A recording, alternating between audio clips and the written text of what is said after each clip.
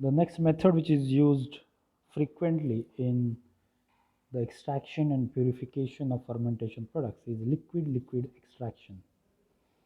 The separation of a component, that means the fermentation product, from a liquid mixture by treatment with a solvent in which the desired component is preferably soluble. It is called as liquid-liquid extraction. In order to select a particular liquid, or there are certain rules for liquid-liquid extraction technique. The product means desirable product. The product must be obtained using a smaller volume of solvent, so that decreases the cost of solvent which is being used for the extraction process, because for the large scale industrial extraction processes there is requirement of a huge volume of solvent. So in order to decrease the cost, it is desirable that the fermentation product may be obtained by using a very small volume of solvent.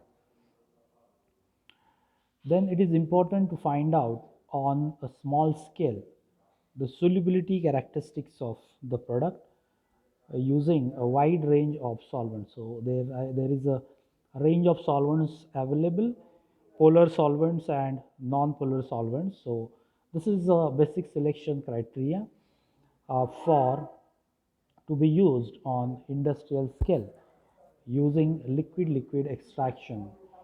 There is a simple rule to remember is that like dissolves like.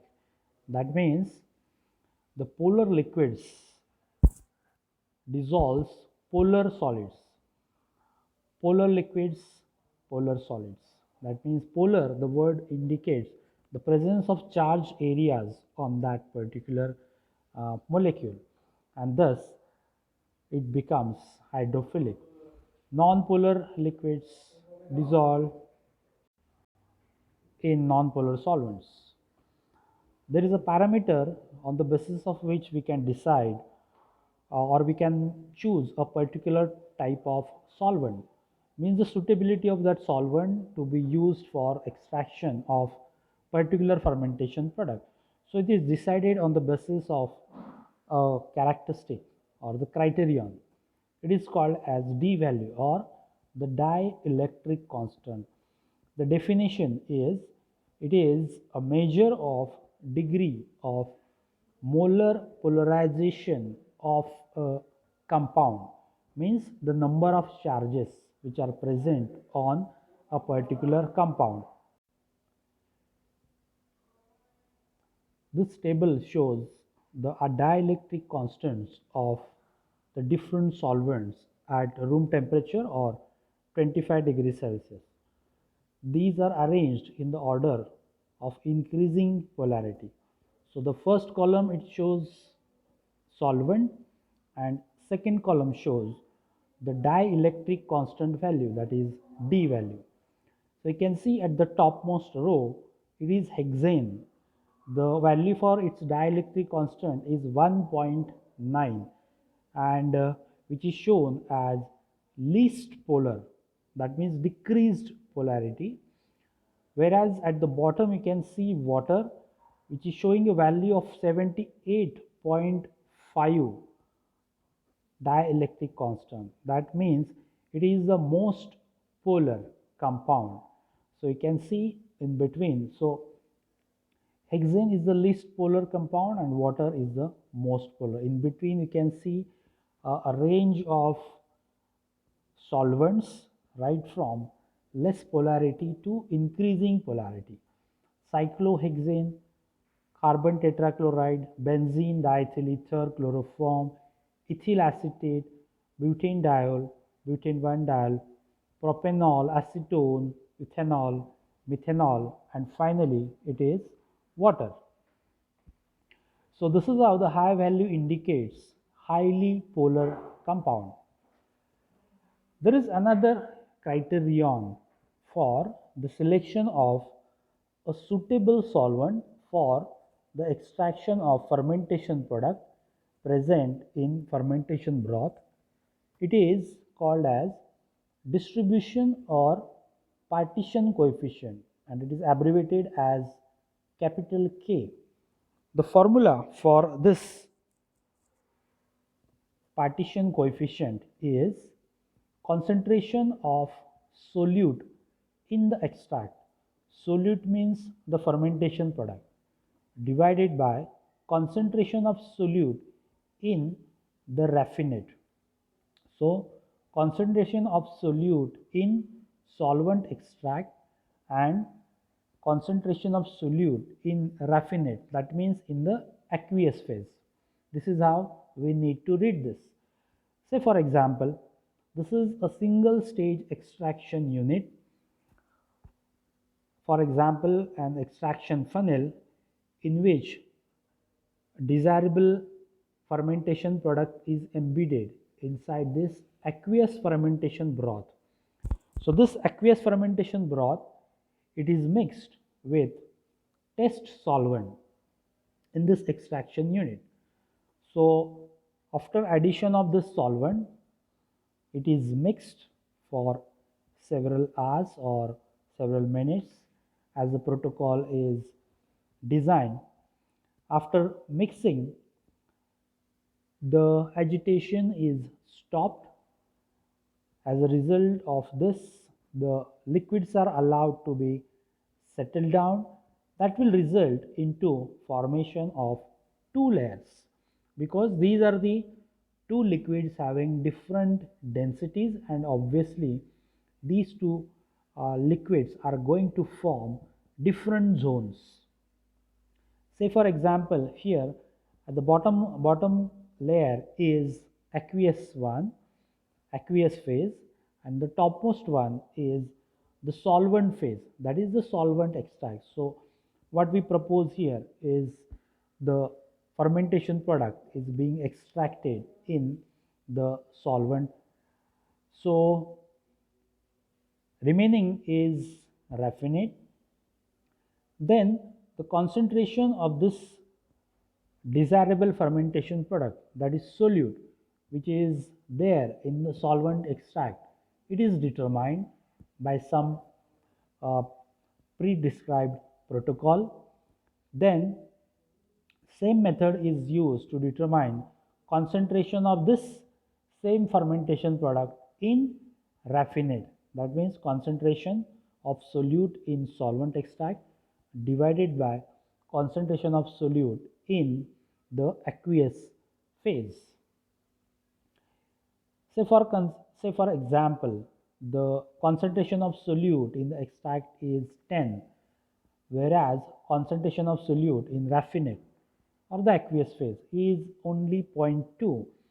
This means that 10 divided by 0.2, a value of 50 indicates the value of partition coefficient, and the value of 50 is considered to be a very high value. That means it shows that the desirable fermentation product is maximally soluble in the solvent of your choice. If the value is less, this means that the desirable fermentation product is not soluble in that particular solvent. So while making choices among the solvents, we need to determine this partition coefficient using a small scale laboratory experiment, and after testing that into in laboratory, depending on this value, we can make choices among the different types of solvents. So in conclusion, we can say that the value of K, partition coefficient, it defines the ease of extraction. Means if the value of K is very high, that means the extraction process is going to be very easier using that particular solvent. If the value of K is very less, this indicates that the extraction process is going to be very difficult, and we need to make use of multiple stages in order to extract the fermentation product in the given solvent. So if the value is relatively high, then there is going to be good stability of the product, and it will be a single stage extraction process and good separation of aqueous and solvent phases. In this case, it may be possible to use single stage extraction system. So a value of 50 indicates that the extraction should be straightforward, whereas a value of 0.1 shows that the extraction will be difficult.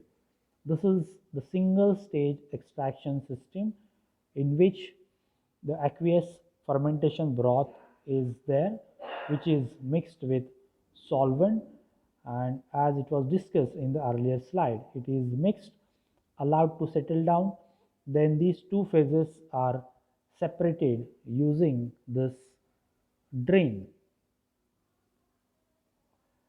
However, it should be noted that unfortunately in a number of systems the value of K is very low, and therefore there has to be use of system other than this single stage extraction system is required.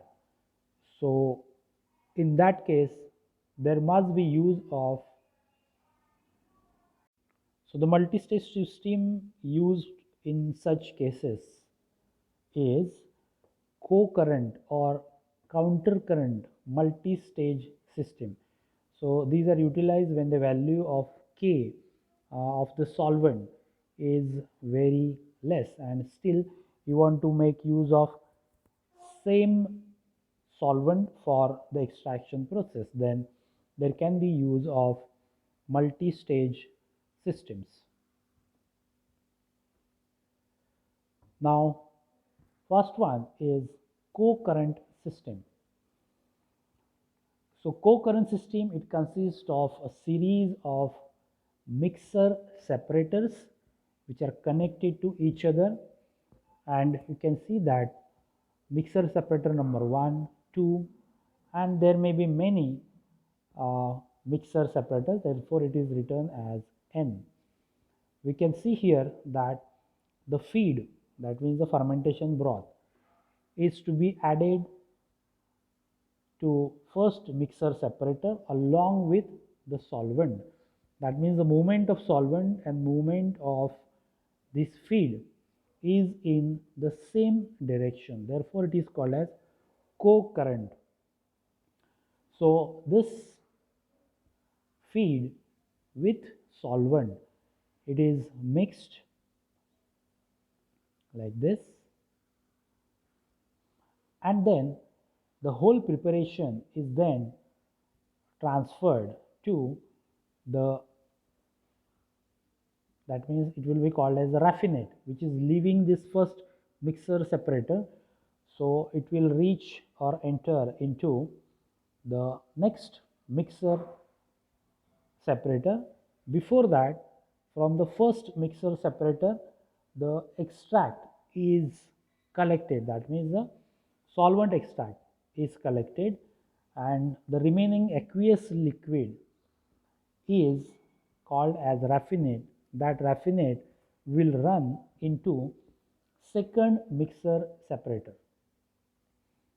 In second mixer separator again there is addition of fresh solvent, and this fresh solvent is then allowed to react with this raffinate which is received from the first mixer separator. Again the process is repeated, and after some time the solvent extract is collected, and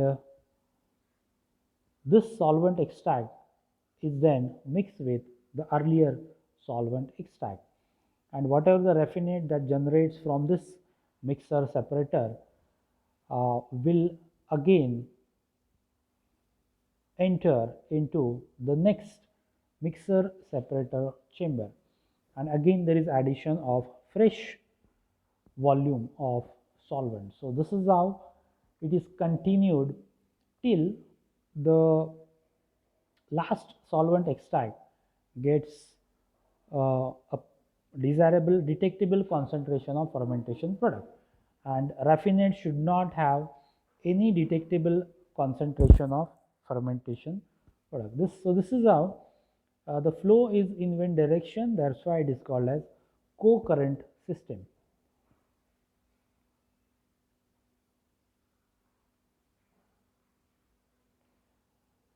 So this is how the system works in this direction, called as co-current system. Second type of system is counter current system. Now it is just exactly opposite to the earlier one, counter current system.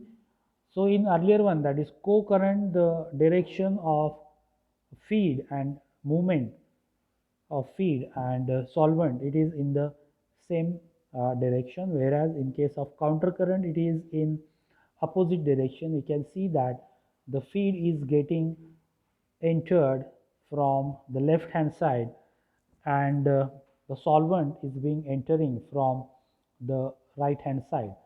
So therefore feed is moving towards solvent, and they are moving towards opposite direction, means they are moving towards each other.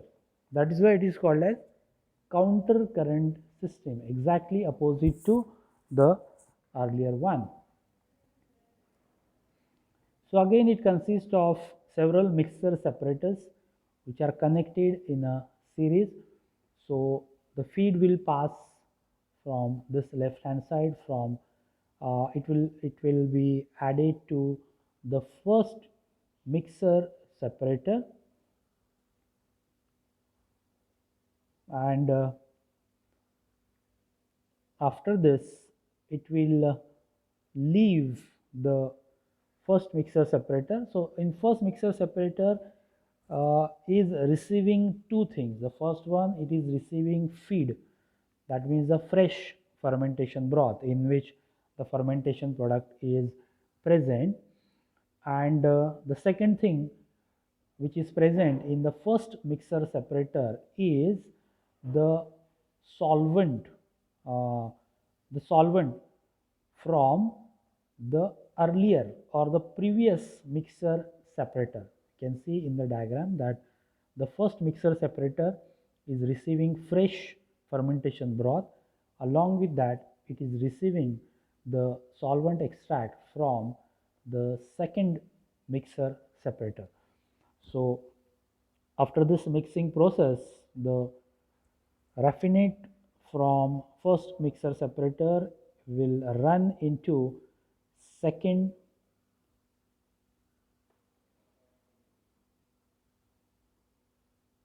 it will run into second, from second it will run into third, so on and so forth. It will enter into the final mixer separator which is connected in series, and finally the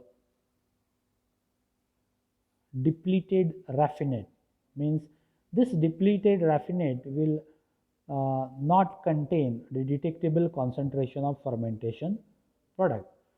So from the last container into the last container, there is addition of fresh solvent which will be mixed in mixer separator N, and the contents are the solvent extract is then passed on to mixer separator 2. So in mixer separator, the whatever the separated component is the aqueous phase and solvent phase, these two are separated.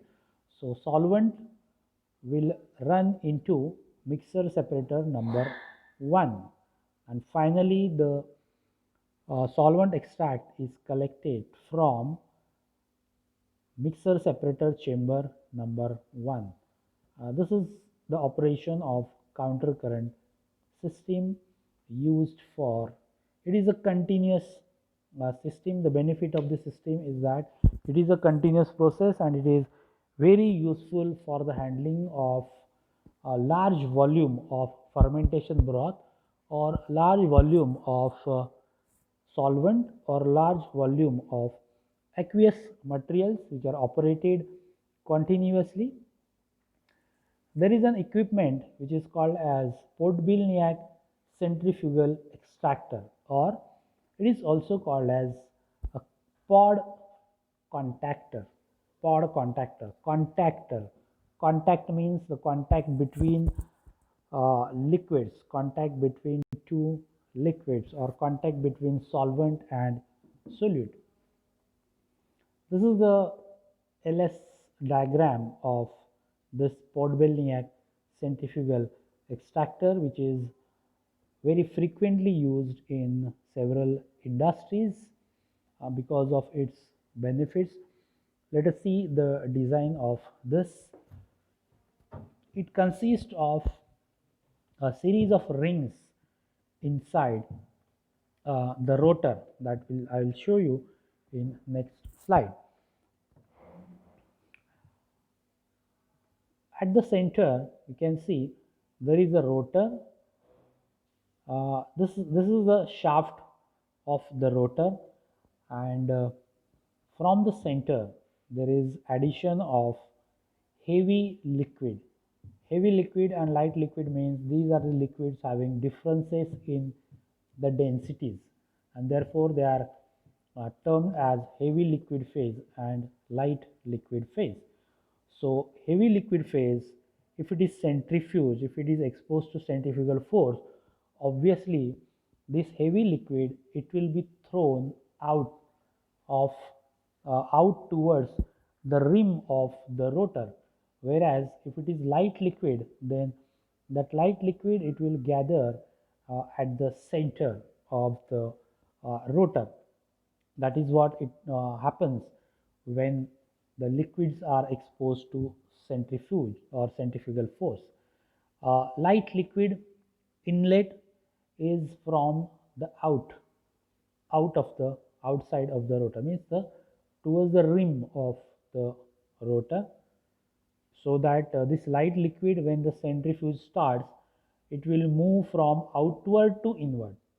Heavy liquid, it will move from inward to outward. Therefore, heavy liquid inlet is at the shaft of the rotor, and light liquid inlet is at the rim of the rotor. This is light liquid out, which is at the shaft. That means when the centrifuge starts, light liquid, it will accumulate at the center, and this will be the outlet for heavy liquid, that is from the periphery. So the point is that when the centrifugation is over, then the light liquid, it will be collected from the shaft of the rotor, that means from the center of the rotor area, and heavy liquid, it is collected from the rim or the outermost peripheral part of the rotor. This is a simplified diagram that shows the operation of Podbilniak centrifugal extractor. We'll try to understand this using a practical example.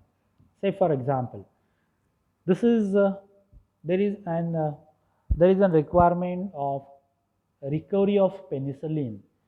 So aqueous broth containing penicillin we have, and penicillin is solvent extractable at low pH. So considering this fact, penicillin gets converted to anionic form if the pH of the system is decreased. That means penicillin has got a charge now. That means it becomes a polar compound. So if it is polar, then it is possible it is solvent extractable. The solvent which is used for the extraction of penicillin is butyl acetate. So in this extraction system, this aqueous broth, which contains penicillin, which is supposed to be called as heavy liquid phase. So the port for the entry of this heavy liquid phase is it is feed at the center of the rotor, and this butyl acetate, which is solvent, which is considered as light liquid phase. So obviously this light liquid phase, it will be feed from the periphery of the rotor, or from the rim of the rotor, or from the outside uh, outward zone of this rotor. So when the centrifugation starts, what will happen?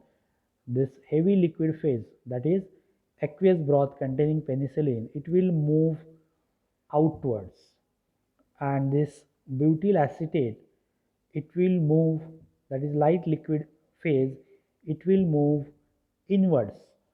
So as a result of that, light liquid phase and heavy liquid phase will make a counter current contact.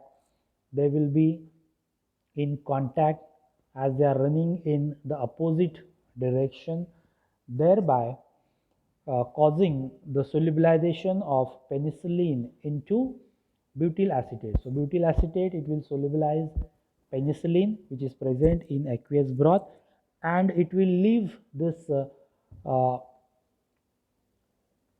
it will enter into the central zone. So from outermost zone, it will enter into central zone. So from this is from how from this zone there can be extraction of solvent, that is butyl acetate enriched with penicillin.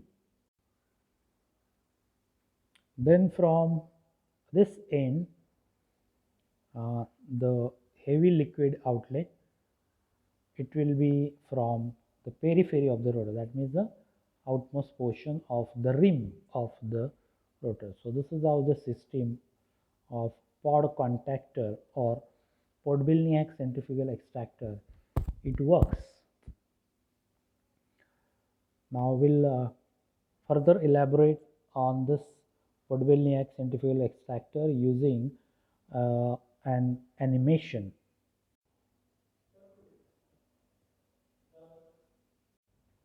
Now let us see the working of pod centrifugal contactor using this animation. So pod centrifugal extractor, it is an automated system and which is beneficial to be used in several industrial and chemical processes. Pod centrifugal extractors are very important in chemical and food processing industries. So a high quality machine and totally automated system. This is the design of pod centrifuge. These liquid extraction processes includes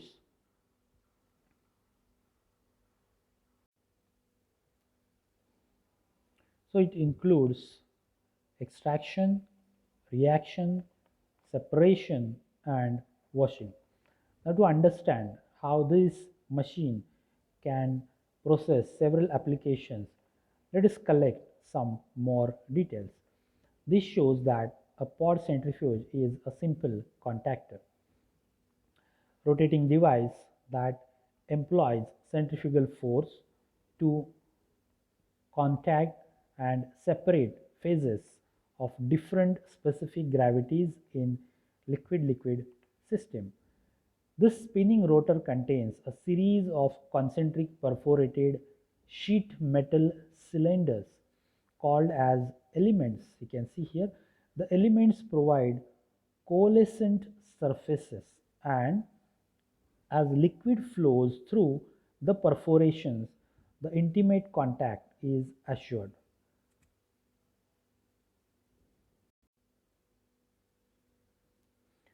This pod is able to separate liquids with specific gravity differences as low as 0.01 differences, continuous handling. This pod assembly, it is supported by a massive base and covered with a lead. Uh, these are the bearings, and this is the shaft, and this is the spinning device. This is the spinning device. In this cut diagram of rotor, we can see a series of in this a series of uh, concentric elements, each with perforations. Liquid flow in and out through these distribution tubes.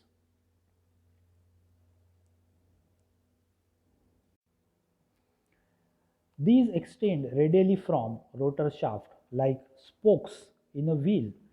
The tube in this row are ASCO tubes, which are removable and permit access to the rotor for periodic cleaning. Each row of tube distributes one of the feed liquids or collects an effluent. This is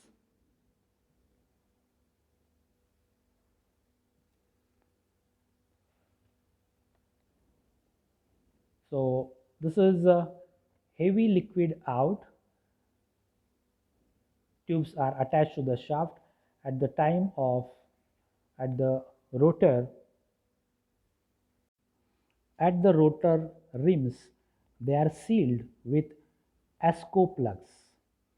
The removable ASCO tubes are positioned over the light liquid out passageway and are not attached to the shaft like this.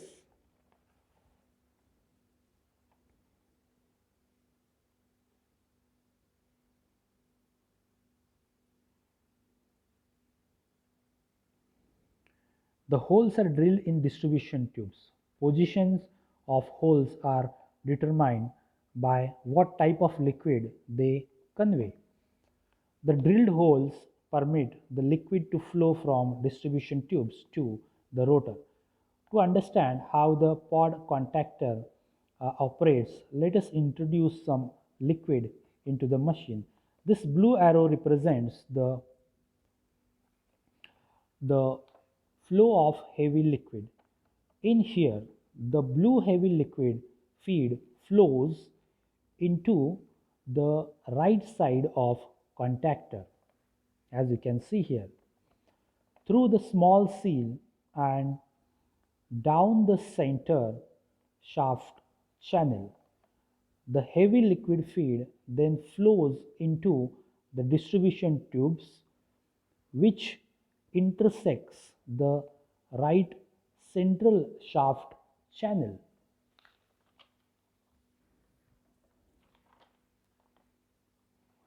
You can see here the heavy liquid, it is inlet, heavy liquid inlet. As I explained, it passes inside the distribution tubes, which are positioned here. Note the distance of this distribution tube. The distribution tubes that carry heavy liquid have holes drilled in it at a distance of 25 to 35% of the distance to the rim of the rotor. So you can note at the yellow arrow, that is where these tubes are drilled. You can see the position of those holes. So the location of these holes is precisely selected for each specific application. The heavy liquid feed flows out to the holes in distribution tubes and is feed into the proper processing volume in the rotor. So as the heavy liquid is centrifuged outwards,